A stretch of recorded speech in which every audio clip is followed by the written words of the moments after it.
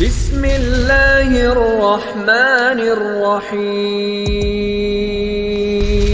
Sinabi ng Propeta Muhammad sallallahu alaihi wasallam, "Kullu ummati yadkhuluna al-jannah." Lahat ng aking tagasunod, lahat ng tagasunod ng Propeta Muhammad sallallahu alaihi wasallam na nagsasabi na sila ay mga Muslim ay makakapasok ng paraiso. Illa man aba. Maliban sa kanila ng mga tatanggi dito. Ang mga sahaba radiyallahu anhum nung narinig nila ito, sila ay nagtaka, sino yung nasa tamang pag-iisip na tatanggi sa paraiso? Kila, man ya'ba ya Rasulullah, sabi nila, sino ang tatanggi o propeta ni Allah?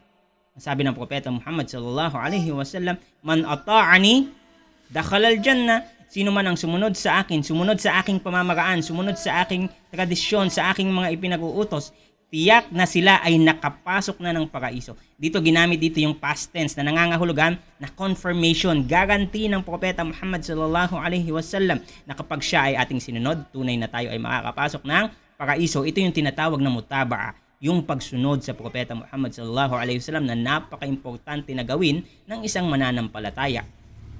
Waman asani, sabi ng Propeta Muhammad sallallahu alaihi wasallam, sino man yung sumuway sa akin, yung hindi sumunod sa aking pamamaraan, sila yung mga tumanggi. Faqad aba. Sila yung mga tumanggi sa paraiso. Kung meron kayo napulot na kabutihan, hanggang dito na lamang. Kung meron kayong mga katanungan, huwag kalimutan na mag-iwan ng comment o mag-send ng message. Please follow at saka like nyo yung ating social media accounts. Assalamualaikum warahmatullahi wabarakatuh.